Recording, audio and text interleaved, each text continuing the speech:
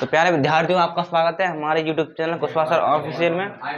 तो आज हम देखेंगे दो आवेशों के निकाय की स्थितिज ऊर्जा। जैसा कि हम कल पढ़ चुके हैं आपकी स्थितिज ऊर्जा क्या होती है, तो आज हम देखेंगे दो आवेशों के निकाय की स्थितिज ऊर्जा। कहने का तात्पर्य यह है, जो आपके अब की बार आपका क्या होगा, जो आपके दो आवेश हैं Q1 एवं Q2, आपके दो आवेश लिए मैंने लिखा है दो आवेश, तो दो आवेश तो लेने पड़ेंगे। तो आपके दो आवेश हैं Q1 Q2, कहाँ पर हैं? आपके अनंत पर रखे हुए हैं। कहाँ पर रखे हुए हैं? अनंत पर हैं। ठीक है, अब इन आवेश को आपको क्या करना है, एक एक करके लेकर आना है। ठीक है, और एक एक करके लेकर आकर आपको क्या बनाना है, एक निकाय बनाना है। जैसे आपने सुना है वैद्युत द्विध्रुव अवगुण का निकाय, जब किसी निकाय में जब हम डेफिनेशन लगाते थे, आपका यहाँ पर एक प्लस का आवेश होता था, यहाँ पर माइनस का क्यू आवेश होता, यही आपका क्या कहलाता? निकाय कहलाता। निकाय तो बनता था, ये निकाय बनता था।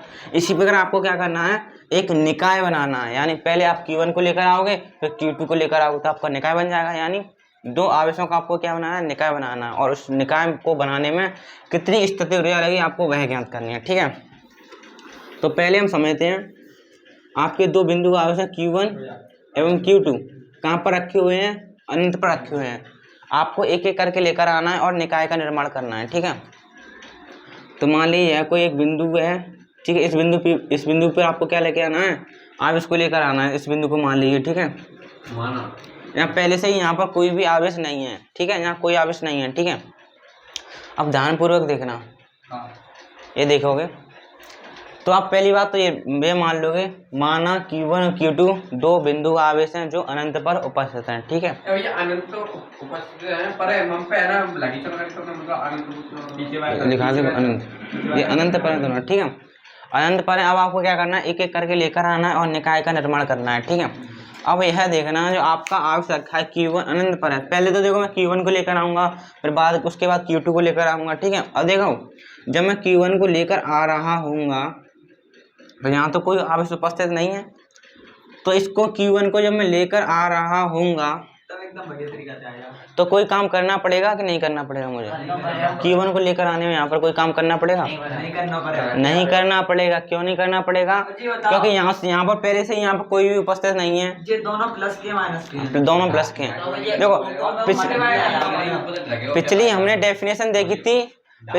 डेफिनेशन देखी थी, यहाँ पर क्या होता था, पहले से यहाँ पर कोई आवेश उपस्थित होता था जो अपने चारों ओर क्या बनाता था, विद्युत क्षेत्र बना के रख लेता था। ठीक है, और यहाँ पर कोई आवेश है ही नहीं है, तो इसको हम लेकर आ रहे हैं। तो Q1 को लेकर आ रहे हैं, तो वहां पर पहले से कोई आवेश नहीं है, वहां पर कोई आवेश नहीं है, तो इसको लेकर आने में कोई भी कार्य नहीं करना पड़ेगा। ठीक है, तो इसको लेकर आने में कार्य कितना हो जाएगा? शून्य हो जाएगा। फिर हम Q2 को लेकर आएंगे, Q2 को कार्य करना पड़ेगा। क्यों? कि पहले से ही वहां पर Q1 उपस्थित हो चुका है। ठीक है, तो पहली बात सिंपल सी डेफिनेशन बात लेके आएंगे, हम ये लेके आएंगे, माना Q1 एवं Q2 दो बिंदु आवेश अनंत पर उपस्थित हैं। इन दोनों की वजह से हमें क्या बनाना है, आवेश का निकाय बनाना है। ठीक है, तो आप पहली बात देख लें, माना ये बात बताओ, माना अगर पहला माइनस को तो दूसरा तो पे आप आया तो ऐसा कंडीशन आई नहीं है। माना Q1 तथा Q2 दो बिंदु आवेश हैं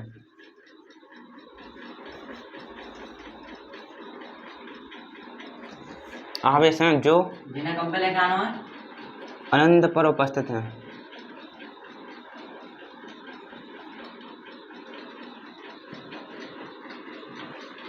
उपस्थित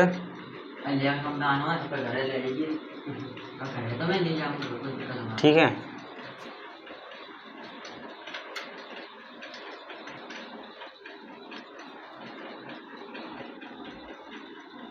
उपस्थित हैं आवेशों Q1 तथा Q2 से निकाय का निर्माण करना है।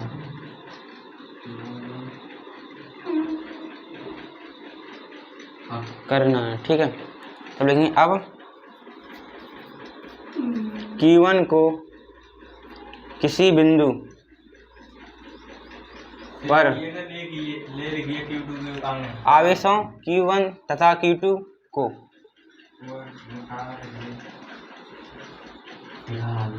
निकाय का निर्माण करना है, सही बात है, करना है। अब हम क्या करेंगे, अब Q1 को लेकर आएंगे किसी बिंदु पर, ठीक है। क्यों, अब Q1 को लेकर आएंगे तो वहां तो पहले से ही कोई आवेश नहीं है, तो कार्य कितना करना पड़ेगा, शून्य करना पड़ेगा। Q1 को किसी बिंदु पर, अब Q1 को किसी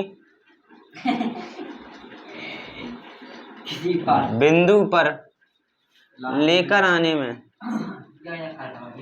किया गया कार्य यदि कितना है, W1 मान लें, W1 है, ठीक है। तो W1 कितना हो जाएगा, तो W1 बराबर कितना हो जाएगा आपका, शून्य हो जाएगा, समीकरण नंबर 1।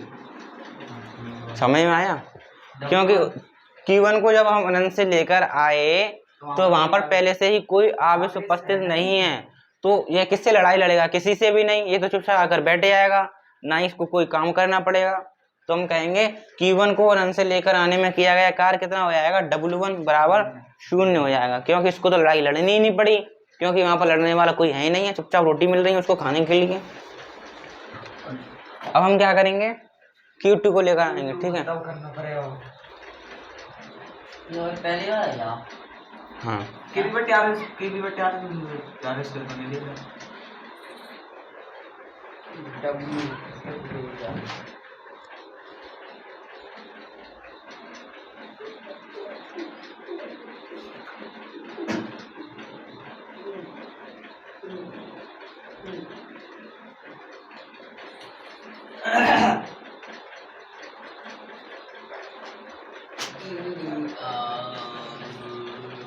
यहाँ पर लिखोगे लेकर आने में आने में। हाँ, बाबा मेरे बच्चों आपको दिखाई नहीं दे रहा है, अभी तुम्हें तुम्हारे टिप पता ना हूँ, मैं पे आराम से लिख ली, तुम्हें हिंदी बताता है, कच्ची लिखाता है।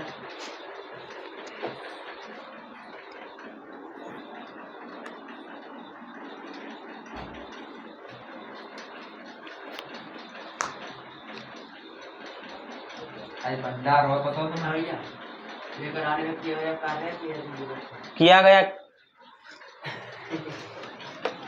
गया आज भंडार हो बताओ ना तुम्हें कार्य यदि W1 है। देखो अब हम क्या कर चुके हैं, Q1 आवेश को अनंत से किसी बिंदु पर लेकर आ चुके हैं, ठीक है। तो मान लीजिए ये आवेश आपका Q1 यहाँ पर आ चुका है, ठीक है। अब इस Q1 आवेश से, ठीक है, इस Q1 आवेश से r दूरी पर आपका क्या है, एक बिंदु P उपस्थित है, और इसी बिंदु P पर आपको क्या लेकर आना है, दूसरा आवेश, अन्य आवेश अनंत से लेकर आना है, ठीक है। और जी कब पे आएगा वो, यहाँ पर आ चुका है, ठीक है। अब आपको पता है इसके पास तो आ नहीं पाएगा, क्योंकि ये भी पॉइंट है, उसको प्रतिकर्षण बल का सामना करना पड़ेगा, निकाय दूसरा बनाना पड़ेगा, ठीक है। जैसे ये यहाँ पर आ जाएगा आपका निकाय बन जाएगा, ठीक है। अब हम क्या करेंगे, अब तो ले रहे आ रहे देखिए Q2 को अनंत से बिंदु P पर लेकर आने में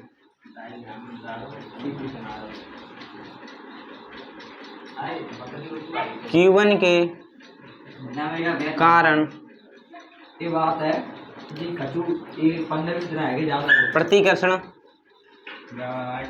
बल का सामना करना पड़ेगा, ज्यादा करना पड़ेगा। कोई कचू का बीच में बोल रहे हो, इसके कारण Q2 को लेकर आने में किया गया कार्य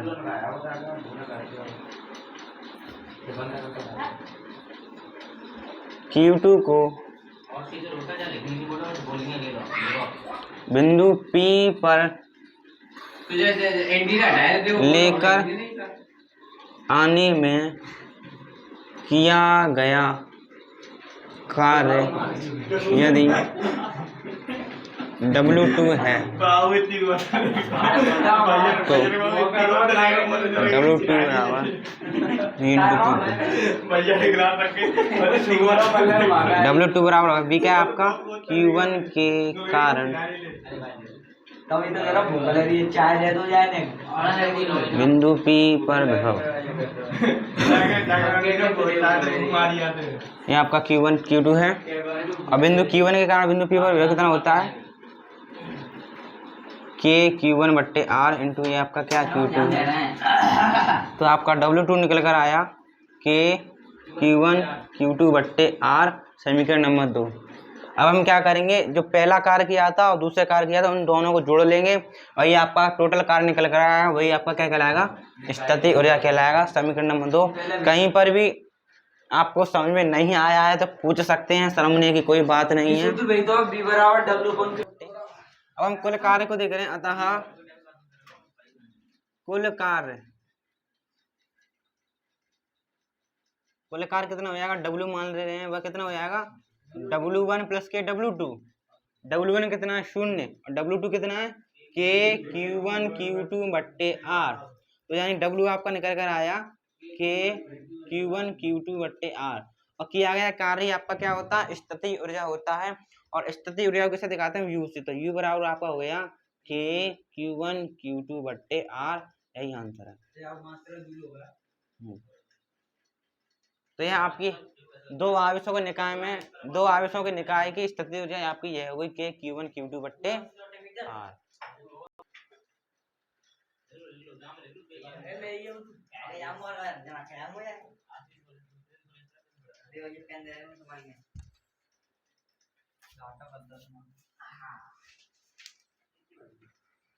अब हम देखेंगे यहाँ पर तीन आवेशों के निकाय की स्थिति ऊर्जा, यानी मान लीजिए आपके एक ट्रायंगल मान ले रहा है इस बारे में, ठीक है, इस पॉइंट को मान रहा है ए बी सी, ठीक है। मैंने लिखा तीन आवेशों के निकाय की स्थिति ऊर्जा, यानी अब की बार में तीन आवेश लेकर आने हैं इन त्रिभुजों के ऊपर, ठीक है, समझे। तो मान लीजिए आपके तीन आवेश हैं Q1 Q2 Q3, ठीक है, कहाँ पर रखे हुए हैं, अनंत पर रखे हुए हैं। अब एक एक करके तीनों आवेश को, पहले आवेश को Q1 को A पर लाना है, B पर लाना है, C पर लेकर आना है, ठीक है, ठीक है, ठीक है। चलो, और इन दोनों के बीच की दूरी भी मान ले रहे हैं, ठीक है, इसकी दूरी मान ले रहा हूं मैं R12, ठीक है। देखो दूरी बीच बाद में मानेंगे, पहले लेकर आओ, ठीक है। अब देखो सर्वप्रथम Q1 आवेश को लेकर आऊंगा बिंदु A पर, ठीक है, ध्यान से देखना, एक करके मैं आवेश लेकर आऊंगा इन तीनों बिंदुओं पर। तो तीन आवेशों के निकाय की स्थिति ऊर्जा, अब ध्यान पूर्वक देखना। सर्वप्रथम मैं Q1 आवेश को बिंदु A पर लेकर आ रहा हूं, तो यहाँ पर पहले से ही कोई आवेश नहीं है, तो किया गया कार्य शून्य, क्योंकि उससे किसी से भी लड़ाई नहीं लड़नी है, वो तो अपने आप आ जाएगा। तो इसको यहाँ पर लेकर आने में किया गया, कितना हो गया, W1 इक्वल टू 0, ठीक है, अभी नहीं, W1 इक्वल टू कितना हो गया, 0 हो गया। अब मैं Q2 को लेकर आ रहा हूँ कहाँ पर, बिंदु B पर। और जब Q2 को बिंदु B पर लेकर आऊंगा तो इसको प्रतिकर्षण बल का सामना नहीं करना पड़ेगा, किसकी वजह से, यहाँ पर आवेश आपका Q1 नहीं आ चुका है, यहाँ पर आपका आवेश आ चुका है Q1। अब इस Q2 को लेकर आ रहा हूँ B बिंदु पर, तो इसको Q1 आवेश के कारण प्रतिकर्षण बल का सामना करना पड़ेगा कि नहीं करना पड़ेगा, ठीक है। तो आपका देखो अभी मैंने निकाला था दो आवेशों के निकाय की स्थिति ऊर्जा कितनी थी, के Q1 Q2 बट्टे R, यही तो थी। देखो एक कॉन्सेप्ट को पढ़ना, आपके Q1 और Q2 दो आवेश थे, इसको लेकर आने में कार्य शून्य, ठीक है, प्लस फिर मैं इसको लेकर आया इधर, ठीक है। तो आपने सुना एक आवेश के कारण विभव कितना होता है, यही तो होता है के Q1 बट्टे R, यही तो होता है। एक बिंदु आवेश के कारण विभव ये होता है के Q1 बट्टे R, ठीक है। मैं इस Q2 को यहाँ पर लेकर आ रहा हूँ, ठीक है, सही बोले, Q2 को यहाँ पर मैं लेकर आऊंगा तो Q1 के कारण यहाँ विभव नहीं होगा, Q1 के कारण यहाँ पर विभव कितना होगा, यही तो होगा के Q1 बट्टे R है, विभव होगा। अब विभव इस आवेश को लेकर आ रहा हूँ यहाँ पर, अब विभव इनटू आवेश कितना होता है, कार्य ही तो होता है। देखो विभव तो आ गया किसकी वजह से, इसकी वजह से। अब इसको इसका मल्टीप्लाई करा दूंगा तो क्या आएगा, आपका आवेश हो जाएगा, विभव इनटू आवेश आपका क्या हो जाएगा, कार्य हो जाएगा। इसको लेकर आने में कार्य यही नहीं हो गया, समझ में आया, ठीक है। अब देखना इसको मैं इस वाले को यहाँ पर लेकर आ रहा हूँ, ठीक है, तो कार्य तो निकालना है, कार्य बराबर क्या होता है आपका, वो वाला फॉर्मूला लगा रहा हूँ विभव इंटू आवेश वाला, ठीक है। कार्य बराबर यही तो होता है, विभव इंटू आवेश, ठीक है। अब इस Q2 को यहाँ पर लेकर आ रहा हूँ, तो लेकर आने में उसको कार्य करना पड़ेगा। कार्य के लिए क्या चाहिए आपको, विभव चाहिए और आवेश चाहिए। तो इस बिंदु B पर विभव कहाँ से मिलेगा, इसकी वजह से विभव नहीं होगा यहाँ पर, इसकी वजह से यहाँ पर विभव कितना होगा, ये नहीं होगा, KQ1 बट्टे दोनों के बीच की दूरी, मान ली दोनों के बीच की दूरी कितनी मान ले रहा हूँ मैं, R12, ठीक है। तो दूरी कितनी होगी, R12, ये आपका विभव हो गया। आवेश कितना है आपका, Q2, यहाँ Q2 का मल्टीप्लाई करा दीजिए, तो यह निकल आया आपको। Q2 को यहाँ पर लेकर आने में कार्य कितना निकल कर आया आपका, W2 बराबर KQ1 Q2 बट्टे R12। समझ में आया, आया थोड़ा थोड़ा। यहाँ पर कौन सा आवेश आ चुका है, Q2 आ चुका है, अरे Q2 आ चुका है। अब देखना, अब मैं क्या करूँ, Q3 को यहाँ पर लेकर आऊंगा मैं, ठीक है। अब आपको W3 निकालना पड़ेगा। अब ध्यान से देखना, तो यहाँ पर लेकर आऊंगा तो कार्य बराबर क्या होता है, विभव इंटू आवेश, ठीक है। आवेश कौन सा है, Q3 है कि नहीं है, Q3 आवेश है आपका। अब बिंदु C पर आपको चाहिए विभव। अब देखो, इस बिंदु C पर विभव आपको दो जगह से मिलेगा, Q1 के कारण विभव मिलेगा, Q2 के कारण विभव मिलेगा, मिलेगा कि नहीं मिलेगा, क्योंकि यहाँ पर भी आवेश है, यहाँ पर भी आवेश है, ये भी अपना विभव इसको देगा, ये भी अपना विभव इसको देगा। Q1 के कारण इधर विभव कितना मिलेगा आपको, KQ1 मिलेगा कि नहीं मिलेगा, इसके कारण इस पर विभव KQ1 मिलेगा। और बीच की दूरी मान ले रहा हूँ, मान लीजिए R13, ठीक है। तो बीच की दूरी कितनी होगी, R13, ये हो गया विभव किसकी वजह से, इसकी वजह से, प्लस एक और विभव मिलेगा Q2 अब इसके कारण नहीं विभव मिलेगा, वो कितना हो जाएगा, KQ2 बट्टे दोनों के बीच की दूरी मान लीजिए, मैं मान ले रहा हूँ R23, दूरी कितनी होगी R23, यानी यह टोटल विभव मिला इसको, इसका विभव मिला, इसका विभव मिला। अब आवेश तो है ही है, अब इसका इसमें मल्टीप्लाई करा दो तो क्या निकल कर आया, KQ1 Q3 बट्टे R13 प्लस के KQ2 Q3 बट्टे R23। हाँ, अब आपको क्या चाहिए, कुल कार्य चाहिए। हाँ, अब आपको क्या चाहिए, कुल कार्य चाहिए। कुल कार्य कितना हो जाएगा, ये नहीं हो जाएगा, W1 प्लस के W2 प्लस के W3, ये नहीं हो जाएगा।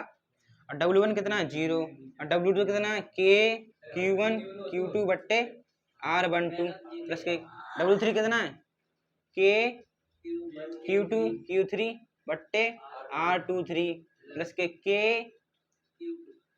Q1 Q3 बट्टे R12, ये नहीं हो गया 3, ये कार्य हो गया क्या नहीं हो गया, देखो ये कार्य हो गया। और यही कार्य आपका क्या कहलाएगा, स्थिति ऊर्जा कहलाएगा। लो सिंपल, कुछ नहीं। इसको लेकर आने में कार्य 0, इसको लेकर आने में विभव भी चाहिए, कार्य चाहिए। आवेश तो आपका ही है, विभव इसकी वजह से यहाँ पर डाल लो।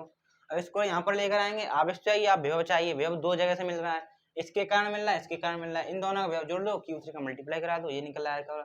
इन दोनों को जोड़ लो, कुल कार्य निकल आया, ठीक है। उसको नोट करो तो कर लो। तो प्यारे विद्यार्थियों, कुछ हम मैथ की ट्रिक भी देख लेते हैं, कुछ विद्यार्थियों की अनुकंपा पर। देखो, अगर आपको कोई प्रश्न दे दे इस प्रकार, आपको कहे 1 से लेकर आपको 10 तक संख्या जोड़नी है। मान लीजिए, पहले छोटा एग्जाम्पल लेता हूँ, 1 + 2 + 3 ... +10, ठीक है। आपको 1 से लेकर 10 तक संख्या जोड़नी है लगातार, ठीक है। तो आप क्या करोगे, आपको कुछ नहीं करना है, आगे वाले में 4 जोड़ना है, पीछे वाले में 5 लगा देना। मतलब आपको पहली संख्या दिखाई थी 1, इसमें क्या करो, 4 ऐड कर दो, तो कितना हुआ, 5 हो गया, ठीक है। और इसके बगल में अपने आप ही 5 लिख दो, तो कितना हुआ, 1 से लेकर 10 तक संख्या हुई, कितना हो गया, 55 हो गया। इसी प्रकार मान लीजिए, पहली वाली संख्या में आपको 4 जोड़ना है, और बगल में आंख मीच कर आपको 5 लगा देने हैं, 55 हो गया। इसी प्रकार फॉर एग्जाम्पल 21 से लेकर आपको जोड़ना है +22 प्लस के 23 ... प्लस के 30, ठीक है। आपको क्या करना है, इसमें 4 ऐड कर दो, 225, कितना हुआ, 25 हुआ, 5 और लगा दो पीछे से, 255 हो गया। बस इसमें 4 ऐड करके पीछे 5 जोड़ दो। इसी प्रकार आपके लिए मान लीजिए इस प्रकार दे दिया, 101 प्लस के 102 ... प्लस के 110। आपको क्या करना है, इसमें 4 जोड़ो, 105, 5 लगा दो पीछे, लगातार 10 संख्याओं के लिए यह नियम लागू होगा प्यारे विद्यार्थियों। ठीक है,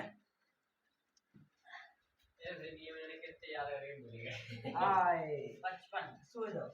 अब हम देखो एक तो लेके 10 तक को 55 हो गया और कितने 100 है। 100 में बना कर लो 10 में 1 आएगा 1 55 ऐसे करते ही लास्ट एक ट्रिक और बताते हैं हम आपको। अगर मान लीजिए आपको 1 से लेकर 10 तक संख्या जोड़नी है, 1 से लेकर 20 तक जोड़नी है, 1 से लेकर 30 तक, 40 तक, 1000 तक, लाख तक, कितने तक भी जोड़नी हो, तो मान लीजिए आपको 1 से लेकर मैं 10 तक जोड़ कर दिखा रहा हूँ। चलो 20 तक जोड़ देता हूँ, ठीक है। तो आपको क्या करना है,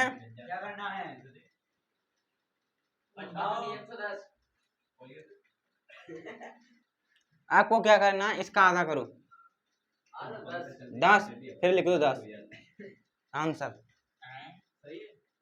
मान लीजिए आपको 1 plus 2 plus 3 plus dot dot dot plus के 100, आपको ये करना है, इसका आधा करो 50, फिर लिख दो 50, योग हो गया। इसी प्रकार 1 प्लस के 2 प्लस के dot dot dot dot plus के 100 1000, क्या करना है, इसका आधा करो 500, यह योग हो गया। उतना नहीं हो पाएगा।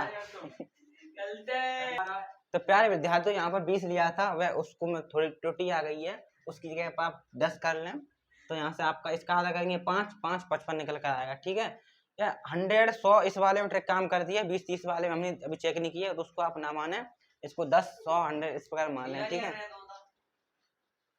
आपको एनसीईआरटी का यहाँ पर प्रश्न दिया गया है, कह रहा है 2.4 एक्सआई का सवाल है, 12 सेंटीमीटर त्रिज्या वाले एक गोलीय चालक के पृष्ठ पर 1.6 × 10⁻⁷ कूलाम का आवेश एक समान रूप से वितरित है।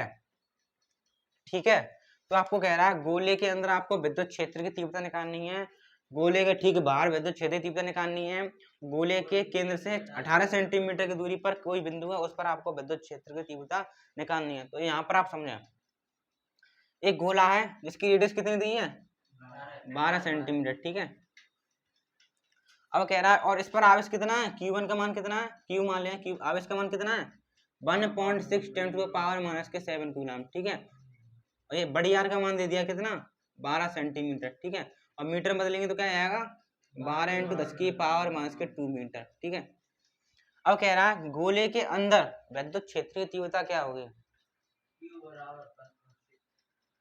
अब देखो गोले के अंदर विद्युत क्षेत्र की तीव्रता,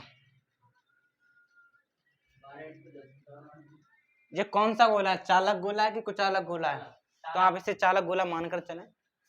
देखो हाँ क्या भी रहा है चालक गोला, मैंने आपको फर्स्ट चैप्टर में लिखाया था चालक गोले के अंदर आवेश कितना होता है, 0 होता है। अगर चालक गोले के अंदर आवेश ही नहीं है तो विद्युत क्षेत्र की तीव्रता की मान क्या होगा 0 होगा। तो हम कहेंगे गोले के अंदर ई का मान कितना हो जाएगा 0 हो जाएगा। क्यों, क्योंकि गोले के अंदर आवेश ही नहीं है, आवेश ही नहीं है तो विद्युत क्षेत्र कैसे बनेगा, इसलिए ई का मान 0। ठीक है, अब सेकंड ऑप्शन, अब कह रहा है गोले के ठीक बाहर, यानी गोले के बाहर आपको विद्युत क्षेत्र की तीव्रता ज्ञात करनी है। तो गोले के बाहर विद्युत क्षेत्र की तीव्रता क्या होती है, मैंने आपको लिखा है ई आउट की कितनी होती है KQ/R², यही तो होती है गोले के बाहर विद्युत क्षेत्र की तीव्रता। तो आप यहाँ पर लगा दिए K का मान कितना होता है, हाँ 9 × 10⁹, Q का मान कितना दिया 1.6 × 10⁻⁷, और R का मान कितना दिया है,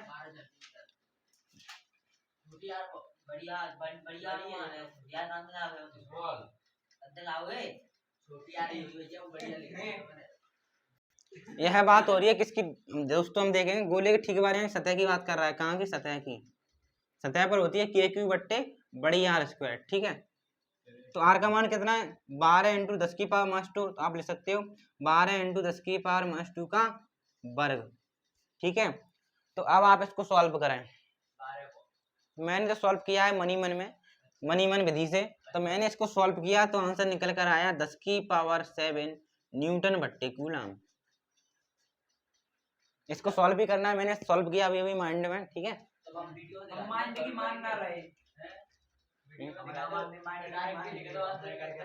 साथियों आप कह रहे थे यहाँ पर आंसर कैसे निकल कर आया 10⁵ इसको मैंने यहाँ पर सॉल्व किया, आपका आंसर निकल कर आया 10⁵। यहाँ पर कह रहा है गोले के केंद्र से 18 सेंटीमीटर की दूरी पर, यानी गोले के बाहर खुली खुली बात हो रही है, तो जानते हैं ई आउट बराबर क्या होता है, के क्यू बट्टे आर स्क्वायर, ठीक है।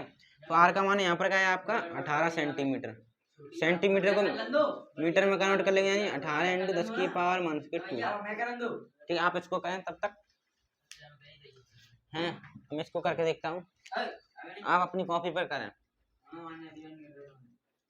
9 गुणा 10 की पावर 9, क्यू का मान 1.6 10 टू पावर माइनस के 7, यहाँ नीचे इसका मान कितना वर्ग करते हैं, यानी 18 इंटू 18 कर दिया, 10 की पावर माइनस के 4 कर दिया, यानी ये वर्ग कर दिया मैंने, ठीक है। तो अब आप क्या करोगे, ये 4 है,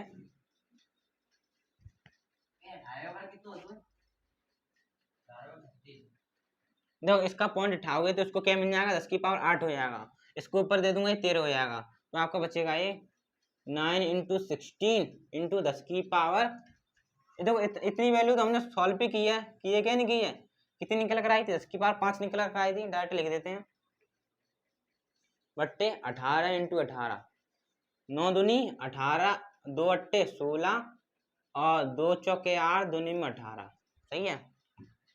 तो आपका निकल कर आया 4 इंटू 10 की पावर 5 बट्टे 9, 9 का 4 में डिवाइड करें वही आंसर,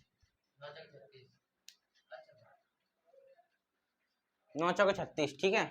यानी आंसर निकल कर आया 0.45 10 की पावर माइनस के 5 प्लस के 5 न्यूटन बट्टे गुना, यही निकल कर आया।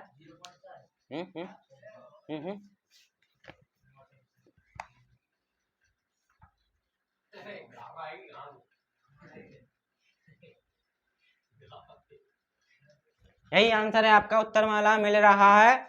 आज के लिए इतना ही, धन्यवाद।